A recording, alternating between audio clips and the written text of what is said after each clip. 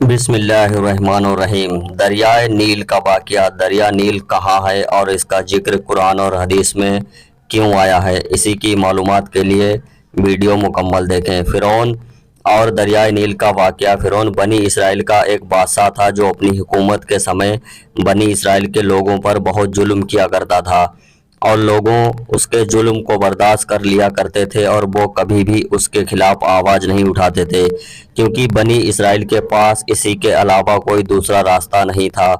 وہ مصر کو چھوڑ کر کہیں اور جا نہیں سکتے تھے، اسی لیے وہ لوگ اس کو ظلم کو ہر حال میں سہ لیا کرتے تھے، کبھی بھی اس کے خلاف آواز نہیں اٹھاتے تھے۔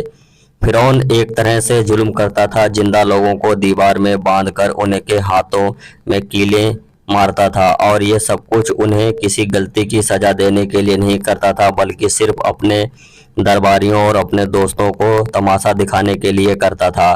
اس کے دوست اور درباری یہ سب دیکھ کر بہت خوش ہوتے۔ جب بھی بنی اسرائیل کے کسی شخص کو دیوار میں لٹکا کر اس کے ہاتھوں میں کیلیں ٹھوکی جاتی تو ان کی چیخ پکار سے دربار کے لوگ خوش ہوتے تھے۔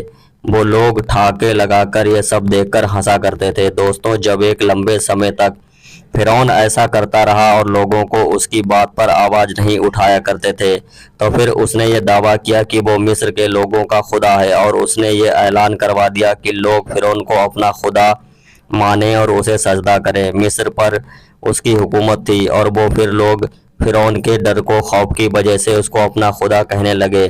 وہ لوگ اس کو سجدہ کرتے اور اس کو اپنا سب سے بڑا خدا مانتے۔ کافی دن بعد فرعون کے دل میں یہ خیال آیا کہ لوگ ایسا کام کر رہے ہیں، دکھانا چاہیے کہ لوگوں کو اس کی خدائی پر یقین اور بڑھ جائے۔ اس نے عید کے دن لوگوں کے سامنے ایک عجیب و غریب دعویٰ کیا۔ بنی اسرائیل کے لوگوں کو عید ایک الگ طرح کی ہوتی تھی جسے یوم النروز کہتے تھے۔ اس کا مطلب یہ کہ نیا دن اور خوشیاں منانے کا دن، کیونکہ اس دن دریائے نیل پوری طرح سے بھری رہتی تھی اور پانی تیز لہریں مارا کرتا تھا۔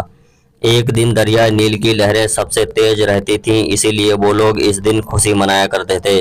دوستوں، اسی خوشی کے دن فرعون کے سب کے سامنے اعلان کیا کہ دریا کا پانی میرے حکم سے چلتا ہے۔ اس نے لوگوں سے کہا کہ اس لیے مجھے لوگ شکر ادا کرنے کے لیے مجھے سجدہ کرو، کیونکہ میں نے تمہارے لیے دریائے نیل کا پانی جاری کیا، اور اس دریائے نیل کو خوش کرنے کے لیے میں تمہیں حکم دیتا ہوں کہ ایک کنواری خاتون کو دریا کے نیل کے حوالے کر دیا کرو، اس سے دریا کا پانی کبھی کم نہیں ہوگا۔ لوگوں نے فرعون کی بات کو مان لیا اور فرعون کا شکر ادا کرنے کے لیے اسے سجدہ کرنے لگے، کہنے لگے کہ فرعون ہمارا خدا ہے اور اسی نے ہمارے لیے دریا نیل کو پانی سے بھر دیا۔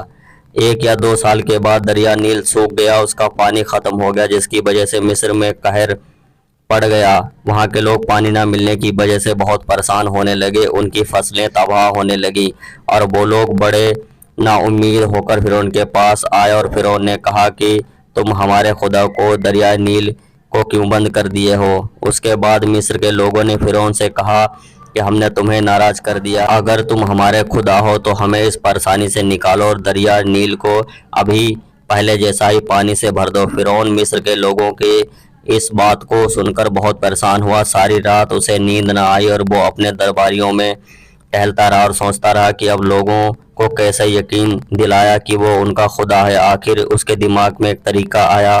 اس نے ایک سادہ لباس اور سادی ٹوپی جو عام انسان پہنا کرتے تھے ایک تھیلی میں رکھی، اور اپنے سبھی وزیروں اور درباریوں کے لوگوں کو کہا کہ میں کل ایک جگہ پر اکیلے جانا چاہتا ہوں، کوئی بھی شخص میرے پیچھے نہ آئے۔ دوستوں، آپ کو بتا دوں یہ جگہ آج بھی مکیاس کے نام سے مشہور ہے۔ اگلے دن صبح ہوتے ہی اسی ویڈیو کا اگلا پارٹ بہت جلد آئے گا، تب تک کے لیے اجازت دیجیے۔ اللہ حافظ۔